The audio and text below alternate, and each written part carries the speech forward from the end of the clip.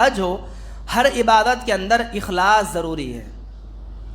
بغیر اخلاص کے آپ چاہے پہاڑوں کے برابر نیکیاں کر لیں، وہ روئی بنا کر اللہ اڑا دے گا قیامت کے دن۔ یہ کام سے، میرے اس عمل سے اللہ راضی ہو جائے، یہی نیت ہونی چاہیے۔ اس کے علاوہ رائی کے دانے کے برابر بھی کسی کو دکھانے کی چاہت اگر آ گئی، ریاکاری کا شبہ تھوڑا سا بھی پیدا ہوا، سمجھ جاؤ کہ آپ کا جانور بیکار ہے، تاریکی ہے، مسلسل نماز کو چھوڑنے والا ہے۔ بے نمازی چاہے کتنی بھی لاکھوں کے جانور لا کر ذبح کرے، اللہ کی قسم اس آدمی کی قربانی اس کے منہ پہ مار دی جائے گی۔ جو آدمی، جو چیز، قربانی صرف عید الاضحیٰ کے موقع پر جانور کا ذبح کرنا قربانی نہیں ہے، قربانی دن بھر میں قربانی ہے، مہینے بھر میں قربانیاں ہیں، گھڑی گھڑی میں قربانیاں ہیں۔ کیا قربانیاں ہیں؟ فجر کے وقت میں آپ کی نیند کی قربانی ہے، نیند کو چھوڑ کر، بستر کو چھوڑ کر مسجد میں آ کر نماز پڑھنا ہے، یہ قربانی ہے۔ تجارت آپ کر رہے ہیں، کاروبار کر رہے ہیں، نماز کا وقت ہوا، گراہک آ کر سامنے کھڑا ہے، اس گراہک کو چھوڑ کر اپنی دکان کو بند کر کے، تجارت کو بند کر کے مسجد میں آنا، یہ قربانی ہے۔ اپنا ذاتی مفاد بہت ہے آگے، لیکن اللہ کا حکم سامنے آیا تو تمام چیزوں کو چھوڑ کر آپ اللہ کے حکم کو ترجیح دے رہے ہیں، اس کا نام قربانی ہے۔ صرف جانور کو لا کر ذبح کر دینا یہ قربانی نہیں ہے، یہ تو ایک رسماً سنت ہے۔ جو کہ لوگوں کے بہانے کیا ہے، لوگ کہتے ہیں کہ ہمارا اوپر قرض ہے، مقروض ہے، ہم تو قربانی اس سال نہیں کر رہے۔ قرض کیا ہے؟ کس لیے قرض لیا ہے؟ قرض اس لیے کہ گھر بنانے کے لیے بینک سے ہم نے لون لیا ہے، گھر میرے پاس خاص گھر موجود ہے، ایک اور گھر بنانا چاہتا ہوں، اس کے لیے میں نے قرضہ لیا ہے۔ اسے قرض نہیں کہتے، آپ کی ضرورت ہے۔ یہ آپ کے پاس پہلے سے گاڑی موجود ہے، دوسری گاڑی آپ خرید رہے ہیں کسی کے پاس قرضہ لے کر، اسے قرض نہیں کہتے۔ یہ آپ کی ضرورت ہے، آپ کی خواہش ہے، آپ کی خواہشات کے لیے، آپ کی ضرورتوں کے لیے آپ نے کسی کے پاس پیسہ لیا ہے، تو اس کا مطلب یہ نہیں کہ آپ مقروض ہیں، ایسا نہیں ہے۔ قربانی ہر حال میں آپ کو کرنی چاہیے۔ مقروض کسے کہتے ہیں؟ جس آدمی کے پاس آمدنی کا ذریعہ نہ ہو، جس آدمی کے پاس جیب میں، اکاؤنٹ میں، گھر میں کچھ بھی پیسے ہی نہ ہو، جس آدمی کے پاس کوئی آنے کا ذریعہ نہیں اور اس کا جینا چلنا مشکل ہے، کام کرے گا تو اس کے گھر کے اندر راشن آئے گا، اس کے گھر میں راشن بھی موجود نہیں ہے۔ اگر ایسا آدمی کسی کے پاس قرض لیا ہے کسی اپنے گھر کی ضرورت کے لیے، تو اس آدمی کو قرضدار کہا جائے گا۔ گھروں کے اندر سالوں، مہینوں کا راشن پڑا ہوا ہے، بینکوں کے اندر اتنے لاکھوں کے روپے جمع ہیں، اگر کوئی آدمی اپنے آپ کو مقروض سمجھے گا تو بے وقوف ہے وہ آدمی، اسے مقروض آپ کہہ ہی نہیں سکتے۔ قربانی کی اتنی اہمیت ہے، اگر کسی کے پاس قربانی کرنے کے لیے فی الحال پیسے موجود نہیں ہیں، امید ہے کہ مجھے وہاں سے آنے والے ہیں، تنخواہ ملی نہیں ہے، مل جائے گی، میں نے اس کے ساتھ سودا کیا ہے، پیسے بعد میں آ جائیں گے، میرے پاس ابھی رقم موجود نہیں، بالکل آ جائے گی رقم، امید ہے آنے کی، تو قرضہ لے کر ہی صحیح قربانی کرنے کا حکم شریعت دیتی ہے۔ آپ قرضہ لے کر آ کر ہی صحیح اس سنت کو کریں گے۔ اگر آپ کے پاس پھیرنے کے ذرائع موجود ہے، 1 مہینے کے بعد، 15 دن کے بعد، 2 مہینوں کے بعد کچھ پیسے آ جائیں گے آپ کے پاس، بڑی رقم آپ کو آنی ہے، ابھی فی الحال موجود نہیں، لیکن آئے گی ضرور بعد میں، آنے کی امید ہے، تو شریعت یہاں تک تعلیم دیتی ہے کہ آپ قرضہ لا کر ہی صحیح قربانی کریں، لیکن کرنا ضروری ہے۔ تمام قسم کی تعریفیں، حمد و ثنا، بڑائی و کبریائی اسی اللہ کے لیے لائق و سزاوار ہے جو اس کائنات کا رب العالمین ہے۔ بے پناہ درود و سلام نازل ہو تمام انبیاء علیہ الصلاۃ والسلام پر، بالخصوص میرے اور آپ کے آخری نبی جناب محمد رسول اللہ صلی اللہ علیہ وسلم مقدسہ پر، اللہم صلی وسلم وبارک علیہ۔ محترم حاضرین، میں اور آپ سب ماہ ذی الحجہ کے وہ عظیم دن سے ہمارا گزر ہو رہا ہے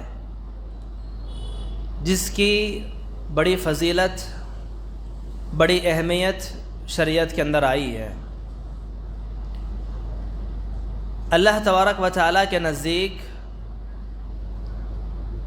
ان 10 دنوں کی بڑی اہمیت ہے، بڑی فضیلت ہے، جس کے بارے میں ہم نے جو تذکرہ ہم نے کیا۔ بس کچھ ہی دن باقی رہ گئے ہیں جو مناسک حج کے ایام شروع ہونے کے لیے، تقریباً آج ہی سے حج کے ایام شروع ہو چکے ہیں۔ اللہ تعالیٰ تمام حاجیوں کے حج کو اللہ قبول فرمائے۔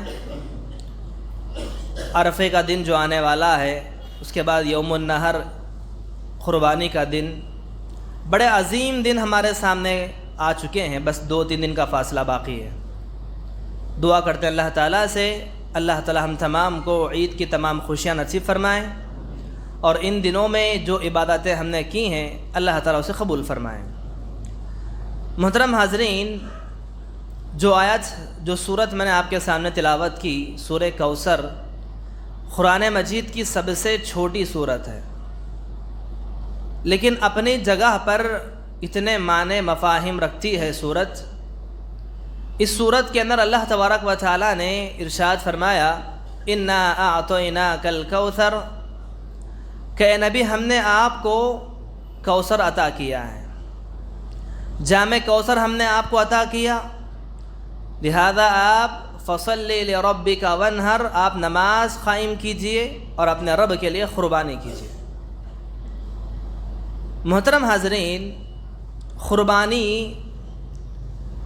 ایک اہم عبادت ہے، ایک سنت ہے، اور اللہ کے نبی صلی اللہ علیہ وسلم کی ایک سنت مؤکدہ ہے، جسے میں بھی آپ بھی دنیا بھر میں استطاعت والے مسلمان ہر سال انجام دیتے آتے ہیں۔ اس قربانی کے تعلق سے ہم وہ تمام باتیں سنتے ہیں کہ قربانی کی اہمیت کیا ہے، قربانی کا فلسفہ کیا ہے۔ یہ تمام باتیں مجھے اور آپ کو معلوم ہیں، لیکن یاد دہانی کے طور پر دہرایا جانا بہت ضروری ہے کہ ایمان میں تازگی ہو۔ آئیے اس صورت میں جہاں پر اللہ تبارک و تعالیٰ نے اس کی قربانی کی اہمیت کو بیان کیا ہے، ایک موٹے الفاظ میں اگر میں بتاتا چلوں، جو سورہ کوثر جو ہے یہ مکی صورت ہے، جو مکہ کے اندر نازل ہوئی، اور مکی زندگی میں اللہ کے نبی صلی اللہ علیہ وسلم پر شاید کہ پورے ابھی وہ اعمال نازل نہیں ہوئے تھے جو اعمال کے مدینہ میں نازل ہوئے۔ روزہ مدینہ میں جانے کے بعد فرض ہوا، حج کے احکامات مدینہ میں جانے کے بعد نازل ہوئے، نماز اجتماعی طور پر کیسے پڑھی جانی چاہیے، کیسے پڑھنی ہے، مدینہ جانے کے بعد آپ کو پتہ چلا۔ کئی ایسے اعمال ہیں، نکاح کے مسائل، طلاق کے مسائل، خلا کے مسائل، اہم مسائل جو تھے شریعت کے، وہ تمام مسائل مدینہ جانے کے بعد اللہ کے نبی کو بتائے گئے۔ مکی زندگی میں بہت کم اعمال ہیں، بہت کم مسائل ہیں جو آپ کے اوپر نازل کیے گئے۔ انہی مکی زندگی میں اللہ تبارک و تعالیٰ نے کہا، فصلی لربک وانحر، کہ نبی آپ نماز قائم کیجئے اور قربانی کیجئے۔ تو اندازہ لگا جائے کہ جہاں پر ابھی حج فرض نہیں ہوا، روزہ فرض نہیں ہوا، وہاں پر اللہ تبارک و تعالیٰ نے قربانی کو اللہ نے ذکر کیا ہے۔ اور آئیے دیکھتے چلیں، دوسرا مفہوم صورت کا یہ ہے کہ قربانی کا تعلق اللہ تبارک و تعالیٰ نے نماز کے ساتھ جوڑ دیا ہے۔ قرآن مجید کی ایک اور جگہ پر سورہ عنکبوت میں اللہ نے کہا، اے نبی آپ کہہ دیجئے، قل ان صلاتی ونسکی ومحیای ومماتی رب العالمین، اے اللہ میری نماز اور میری قربانی، میرا جینا میرا مرنا سب تیرے لیے۔ تو جہاں پر اللہ تبارک و تعالیٰ نے نماز کا حکم دیا، فصلی لربک وانحر، جہاں پر نماز کا حکم ہوا تو فوری بعد اس کے بعد قربانی کا حکم ہوا۔ تو اس سے پتہ چلتا ہے کہ قربانی بڑی اہم عبادت ہے، کوئی معمولی عبادت نہیں ہے۔ اور اسی طرح سے اگر آپ اللہ کے نبی کی زندگی اٹھا کر آپ دیکھیں گے، اللہ کے نبی صلی اللہ علیہ وسلم نے ہر سال قربانی کی۔ آپ کی زندگی میں کبھی خوشحالی آئی، اکثر آپ کی زندگی میں فاقہ رہا، غربت رہی، گھر میں تنگ دستی رہی، اس کے باوجود بھی اللہ کے نبی نے کسی سال قربانی نہیں چھوڑی۔ ہر سال آپ نے جانور ذبح کیے، ہر سال آپ نے جانور ذبح کیے، چاہے حالات کیسے بھی ہوں۔ اللہ کے نبی کی زندگی میں آپ نے کبھی قربانی کو نہیں چھوڑا، بلکہ آپ نے اس کی اہمیت کو بتانے کے لیے اتنی اہمیت دی کہ ایک دفعہ تو آپ نے ایک جانور لا کر ذبح کیا اور کہا کہ اللہ یہ جانور میری جانب سے اور میری تمام کی تمام امت کی جانب سے، وہ امت جو قیامت کی صبح تک آنے والی، شاید کہ ان کے پاس قربانی کی استطاعت نہ ہو، ان تمام کی جانب سے میں جانور ذبح کرتا ہوں۔ تو بتانا مقصود کیا ہے؟ ہر امت کے لیے قربانی کرنا یہ بہت لازمی عبادت ہے، وہاں پر اللہ کے نبی نے بتایا۔ اس لیے آپ دیکھیں گے حجۃ الوداع کے موقع پر جب آپ کا آخری سال تھا، آپ کے انتقال سے پہلے جب آپ کی عمر 63 سال چل رہی تھی، اس سال حجۃ الوداع کے موقع پر حضرت علی رضی اللہ عنہ نے 100 اونٹ منگوائے، 100 اونٹ منگوائے، اور اس دن اللہ کے نبی صلی اللہ علیہ وسلم نے اپنے ہاتھوں سے 60 پر 3 اونٹ اپنے ہاتھوں سے ذبح کی، 60 پر 3 اونٹ، اور بقیہ 27 اونٹ آپ نے حضرت علی کو حکم دیا کہ آپ ذبح کریں۔ یعنی کہ مطلب مفسرین نے کہا کہ شاید یہ ایک پیغام تھا اللہ کے نبی کی زندگی کا کہ آپ کی زندگی اب یہاں پر ختم ہونے والی ہے۔ گویا آپ کی عمر 60 پر 3 سال ہے، تو گویا 60 پر 3 سال کی عمر میں 60 پر 3 جانور اونٹ آپ ذبح کر رہے ہیں، ہر سال کے اوپر ایک ایک اونٹ۔ تو بتانا مقصود یہاں پر یہ ہے کہ اللہ کے نبی صلی اللہ علیہ وسلم نے قربانیاں پیش کی، ہر سال آپ نے قربانی دی۔ اب آئیے دیکھتے چلیں میرے اور آپ کی زندگی میں اس قربانی کی سنت کیا معنی رکھتی ہے۔ یہ تو قربانی تھی، اللہ کے نبی نے کہا ہے سنت ابیکم ابراہیم، یہ تمہارے باپ کی سنت ہے، ابراہیم علیہ السلام کی سنت ہے جسے ہم کرتے ہیں۔ اب لوگ کہتے ہیں کہ اس قربانی کوئی فرض عبادت نہیں ہے، بالکل فرض عبادت نہیں ہے۔ لوگ کہتے ہیں کہ اگر قربانی نہ بھی کریں تو چلتا ہے، بالکل ایسی بات نہیں ہے۔ شریعت نے یہاں تک کہ اس کی اہمیت دی۔ آپ کو بتاتا چلوں کہ اللہ کے نبی صلی اللہ علیہ وسلم کی زندگی میں جو عمل اللہ کے نبی نے کیا ہے جسے سنت مؤکدہ کہتے ہیں۔ سوال پہلے یہ ہے کہ قربانی فرض ہے یا واجب ہے؟ قربانی نہ فرض ہے، بلکہ اگر آپ دیکھیں تو قربانی سنت مؤکدہ ہے، وہ سنت جسے اللہ کے نبی نے کبھی نہیں چھوڑی، وہ عمل کبھی اللہ کے نبی نے اپنی زندگی میں ترک ہی نہیں کیا، چاہے حالات جیسے بھی ہوں۔ تو یہ پیغام مجھے اور آپ کو ملتا ہے کہ اللہ نے مجھے اور آپ کو اگر استطاعت اللہ نے عطا کی ہے تو یہ سنت میرے اور آپ کے اوپر لازمی کرنا ہے۔ کوئی بہانے، کوئی عذر، شاید آج کے زمانے میں آپ دیکھیں گے کہ لوگوں کے نزدیک 2 طرح کے لوگ ہیں۔ ایک تو پہلے وہ طبقہ جو اس معاملے میں بڑی کوتاہی کرتا ہے، اور دوسرا وہ طبقہ جو اس معاملے میں بالکل طرح سے لاپرواہی کرتا ہے، جو کرتا ہی نہیں ہے پوری طرح سے۔ کئی لوگ ایسے ہیں جسے قربانی کا مفہوم معلوم ہی نہیں، لیکن قربانی کے جانور بڑے سے بڑے لا کر ذبح کر رہے ہیں۔ نہ قربانی کی اہمیت معلوم ہے، نہ قربانی کا معنی معلوم ہے، قربانی کی جاتی ہے کس لیے یہ بھی معلوم نہیں، بس رسماً جانوروں کو لا کر ذبح کر رہے ہیں۔ ایک طرح کے طبقہ کے وہ لوگ، اور دوسرا ایک گروپ ان لوگوں کا جو مال رکھنے کے باوجود، استطاعت رکھنے کے باوجود قربانی کرتے ہی نہیں، کہتے ہیں کہ قربانی فرض نہیں ہے۔ آئیے دونوں کی طرف اشارہ ڈالیں، نظر دوڑائیں، شریعت دونوں کے بارے میں کیا کہتی ہے۔ پہلی بات ان لوگوں کے بارے میں جو قربانی کے تعلق سے کوتاہیاں بڑی کرتی ہیں۔ قربانی کا صحیح معنی مفہوم سمجھے بغیر قربانی کرنا، یہ قربانی کوئی قربانی نہیں کہلاتی۔ قربانی کا اصل مقصد جانے بغیر قربانی کرنا، قربانی کرتے کیوں ہیں؟ اللہ کے نبی نے کہا کہ سنت ابیکم ابراہیم، ابراہیم علیہ السلام کی سنت ہے۔ سنت کیا ہے؟ ابراہیم علیہ السلام نے اللہ کے حکم سے اپنے بیٹے کو ذبح کرنے آپ چلے گئے، چھری آپ نے چلا دی، یہ ادا اللہ کو پسند آئی تو اللہ نے قیامت کی صبح تک آپ کی سنت کو باقی رکھا۔ جب بھی 10 ذی الحجہ کا دن آتا ہے تو جانور ذبح کرتے ہیں، اور جانور ذبح کر کے پیغام کیا دیتے ہیں؟ پیغام کیا دیتے ہیں؟ یہی کہ اللہ تیرے ابراہیم علیہ السلام نے تیرے حکم سے اپنے بیٹے کو ذبح کرنے کے لیے تیار ہو گئے۔ آج اتنا موقع تو نہیں ہے، ہم بھی اسی سنت کو زندہ کر کے پیغام دیتے ہیں کہ تیرے حکم کے آگے ہم اپنی ہر چیز کو قربان کر رہے ہیں۔ تیرا حکم آ گیا تو ہم اپنی ہر انا کو، اپنی ہر خواہش کو، اپنی ہر چیز کو قربان کر دیں گے۔ یہ پیغام دیتا ہوا ہر آدمی جانور کو ذبح کرتا ہے۔ اب تھوڑی دیر کے لیے آئے جو لوگ جانور ذبح کرنے والے، اب تھوڑی دیر اپنی زندگی میں دوڑا کر دیکھیں، ہر وہ انسان جو اپنے جانوروں کو لا کر ذبح کرنے والا ہے، جس نے بڑے بڑے جانور خریدے ہیں، قربانی کا ارادہ کیا ہے، ہر وہ آدمی اپنے اندر اپنے جھانک کر دیکھیں کہ زندگی میں اللہ تعالیٰ کے کتنے احکامات پر عمل کر رہا ہوں۔ قربانی تو میں نے کی ہے، کرنے کا ارادہ میں نے کیا ہے، موٹا تازہ بڑا مہنگا جانور میں نے خریدا ہے، بڑا جانور میں نے خریدا ہے، مجھے یہ دیکھنا ہے کہ میں اللہ کے کتنے احکامات پر عمل کر رہا ہوں۔ بنیادی طور پر ایک عمل میں آپ کو بتا چاہوں، تفصیل بھی ضرورت وقت نہیں ہے، ایک بنیادی عمل جس کا حکم میرے اور آپ کے اوپر فرض ہے، ہر بوڑھے پر، ہر بچے پر، عورت پر، ہر حال میں فرض ہے، جسے نماز ہم کہتے ہیں۔ نماز ایک ایسی عبادت جس کا حکم اللہ نے دیا کہ ہر حال میں پڑھنا ہے، چاہے بیماری ہو، چاہے سفر ہو یا حضر ہو، کسی بھی حال میں، کسی مرحلے میں نماز معافی نہیں۔ ایسا حکم میرے اور آپ کے اوپر عائد ہے؟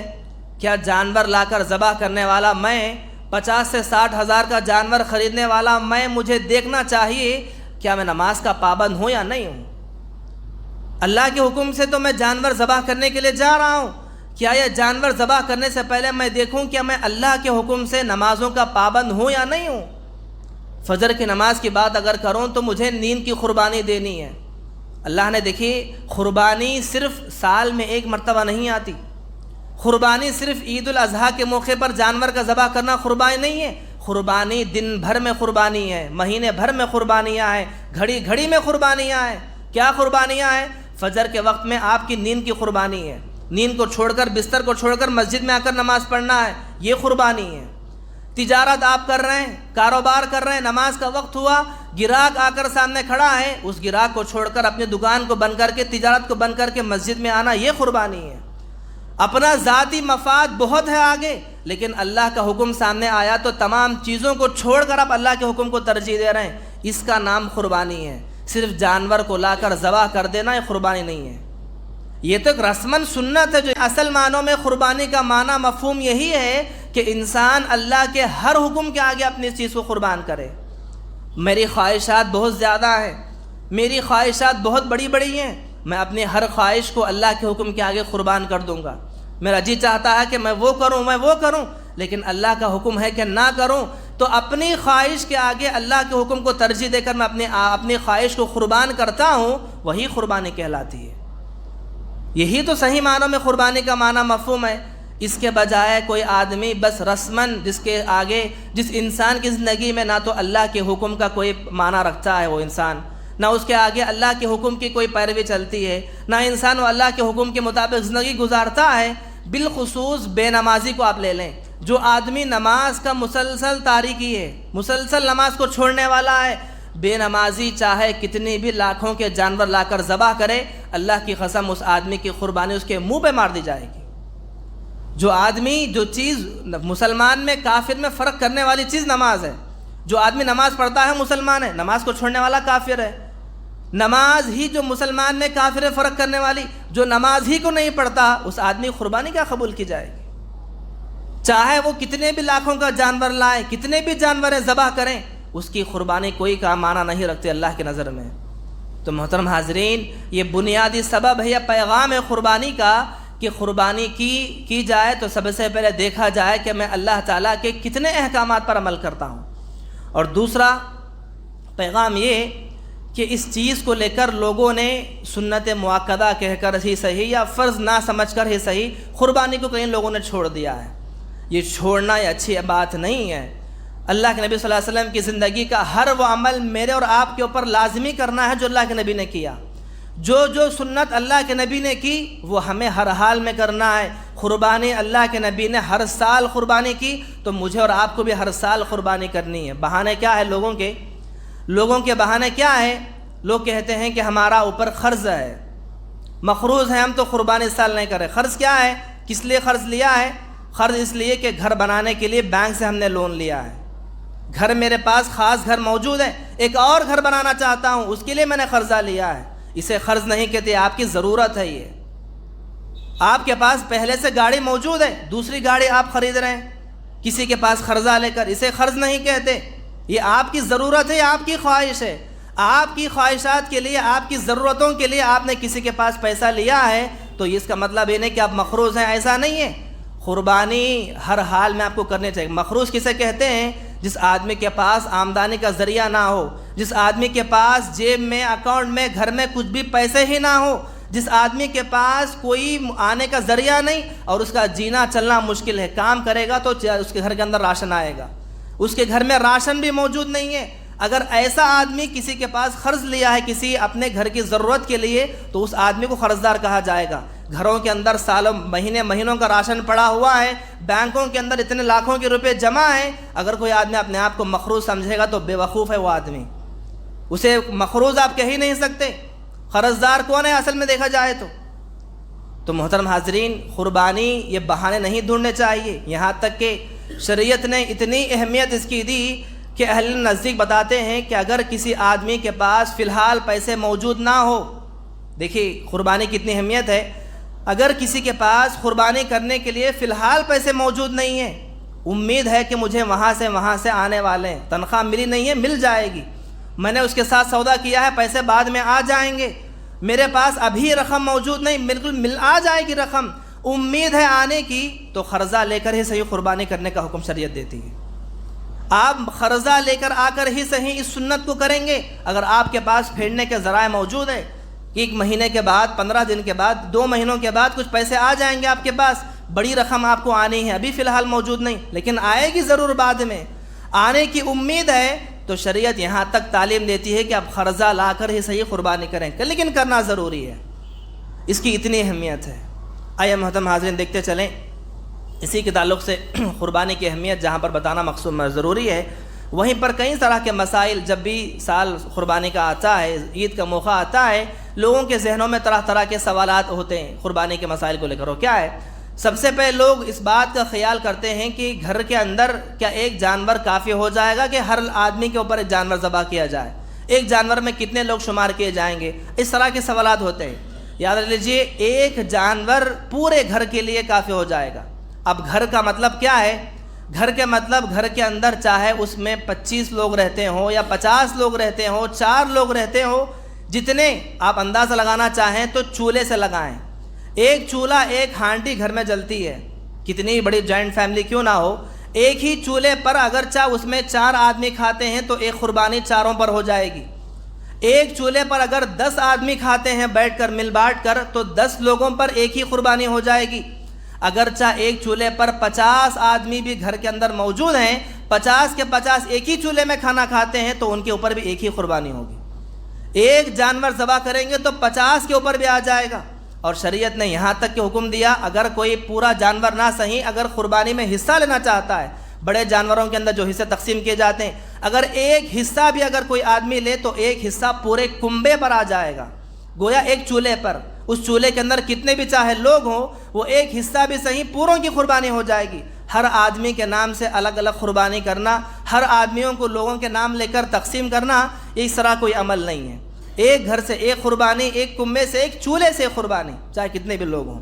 اور اس طرح سے وقت کے بارے میں لوگ یہ ہو جاتے ہیں، کنفیوز ہو جاتے ہیں کہ قربانی کا جو صحیح وقت شروع کب سے ہوتا ہے، 10 ذی الحجہ کے عید کی نماز ختم ہونے سے لے کر، عیدگاہ سے فارغ ہم ہو گئے، عید کی نماز ختم ہوئی، اس نماز کے ختم ہونے سے لے کر 13 ذی الحجہ کی عصر کی نماز تک، شام تک، سورج کے غروب ہونے سے پہلے، یعنی کہ 10واں دن پورا، 11 پورا، 12 پورا، 13واں دن عصر کی نماز تک، یعنی کہ 13 ذی الحجہ کی غروب ہونے سے پہلے عصر کی نماز تک محدود ہے، یہاں تک بھی قربانی کی جا سکتی ہے ان 3-4 دنوں میں۔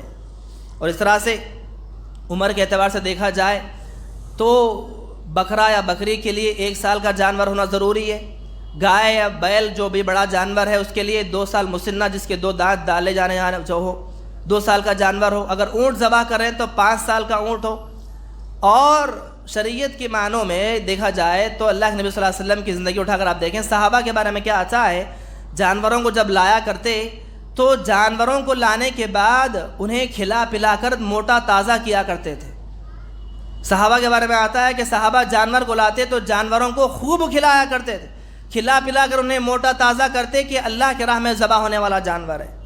اور اس طرح سے صحت مند جانور ذبح کیا جائے اور اس کے اندر کسی طرح کا عیب نہ ہو۔ عیب کا مطلب کیا ہے؟ جس کا لنگڑا پن پوری طرح سے ظاہر ہو رہا ہو، جو جانور لگڑ کے چل رہا ہے، جو جانور کا جو عیب دار جانور، اس کا کان کاٹ دیا گیا ہو۔ کان کاٹنے کا مطلب کیا ہے کہ کسی بیماری کی وجہ سے کسی کے کان کاٹ کے علاج کیے جاتے ہیں، یا پھر کسی دیو دیوتا کے بارے میں ہمارے انڈیا کے اندر کسی دیوو کے نام پر جانور کو وقف کرنا ہو تو اس کا کان کاٹ کر جانور چھوڑ دیتے ہیں۔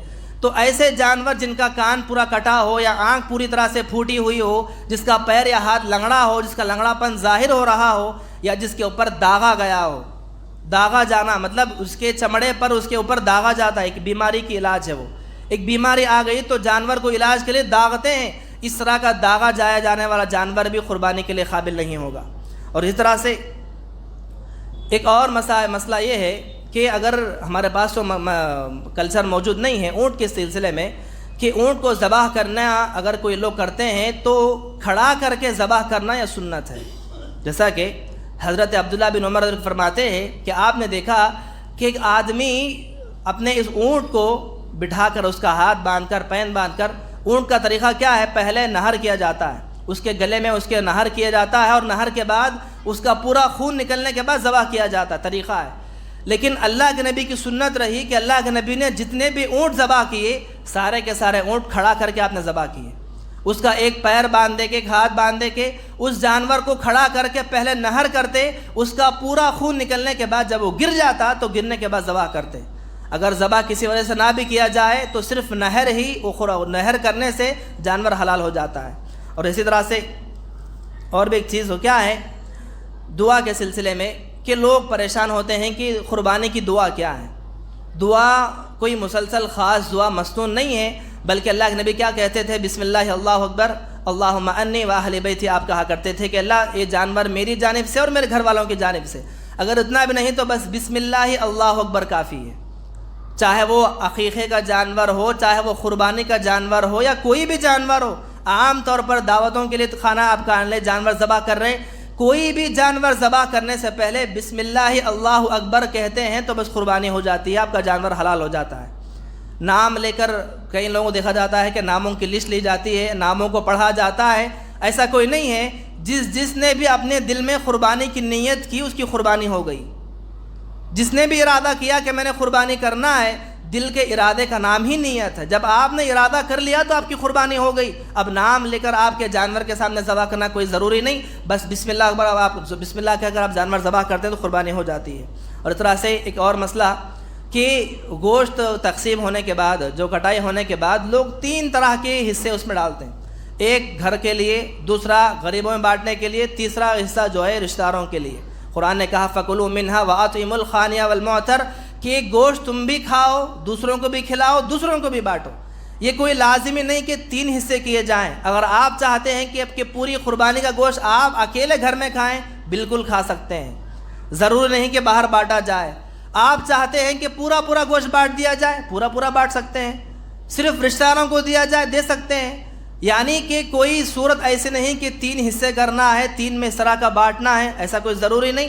آپ چاہے تو پورا کھائیں یا پورا بانٹیں، یا رکھ کر بھی کھائیں، دے کر بھی کھائیں، آپ کی مرضی ہے۔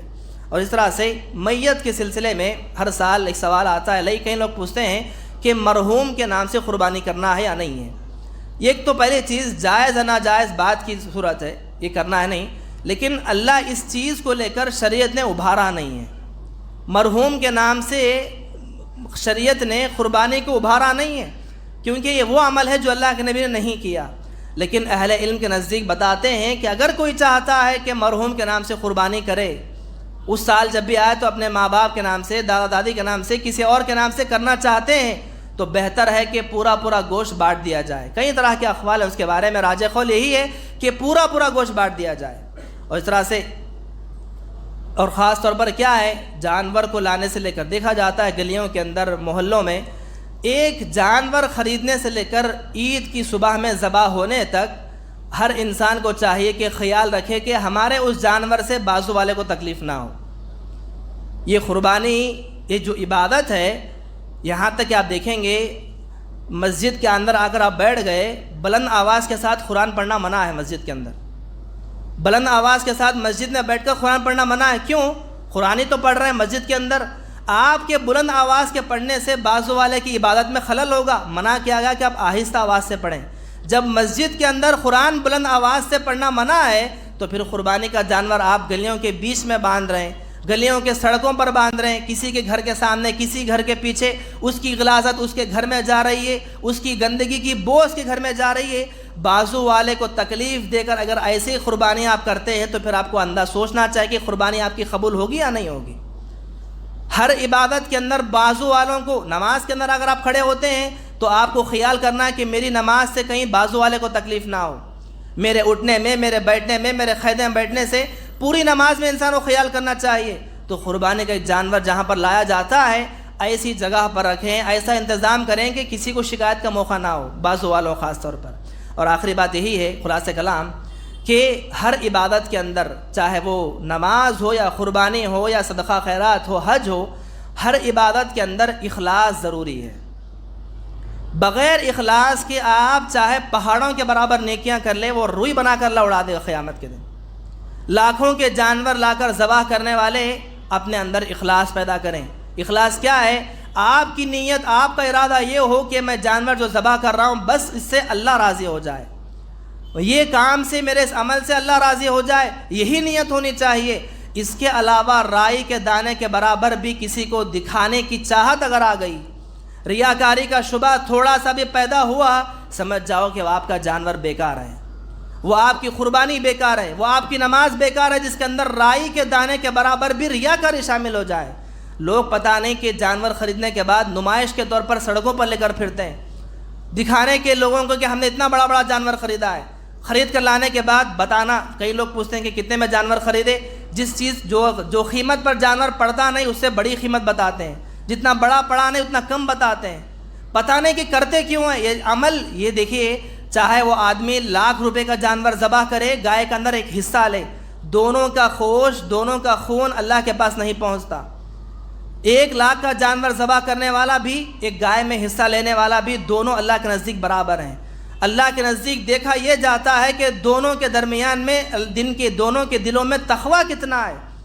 ولا دماؤها ولا تقویٰ منکم، قرآن نے کہا کہ نہ تو آپ کا خون نہ تو آپ کا گوشت، ہم دیکھتے ہیں تو صرف آپ کے دل کے تقوی کو دیکھتے ہیں، آپ کا تقویٰ کتنا ہے، آپ کتنے ڈرنے والے ہیں، اللہ یہ دیکھتا ہے۔ نہ تو جانوروں کو اللہ دیکھتا ہے، نہ آپ کے گوشت کو اللہ دیکھتا ہے، نہ آپ کی قربانی کو اللہ دیکھتا ہے۔ اس لیے آپ کے دل کے اندر پایا جانا تقویٰ ہونا ضروری ہے۔ تو اس لیے محترم حاضرین، جن لوگوں نے بھی قربانیوں کا ارادہ کیا ہے، اللہ سے بار بار دعائیں کریں، اللہ سے دعائیں کریں، اللہ کی مدد مانگے کہ اللہ مجھے اور آپ کو جانور کے ذبح ہونے تک ریاکاری سے بچائیں۔ ریاکاری ایک ایسی بلا ہے جو پورے عمل کو برباد کر کے رکھ دیتی ہے، چاہے وہ حج کی عبادت ہو، قربانی کی عبادت ہو، صدقہ خیرات کی عبادت ہو۔ اتنے پیسے خرچ کر کے، اتنی محنت کر کے، رائی کے دانے کے برابر بھی اگر کسی اور کو دکھانے کا شبہ اگر دل کے اندر پیدا ہو جاتا ہے، پوری عبادت غارت ہے وہ۔ اللہ سب کی حفاظت فرمائے۔ دعا کرتے ہیں اللہ تعالیٰ سے، اللہ تعالیٰ ہم تمام کو سچی اخلاص کے ساتھ قربانیاں کرنے کی توفیق عطا فرمائے، اور ہر عمل کے اندر میرے اور آپ کے اللہ اخلاص پیدا فرمائے، اور جن لوگوں نے قربانیوں کا ارادہ کیا ہے، اللہ تمام کی قربانیوں کو اللہ قبول فرمائے، اس کا بہترین بدلہ عطا فرمائے۔ آمین رب العالمین۔ السلام علیکم ورحمۃ اللہ وبرکاتہ۔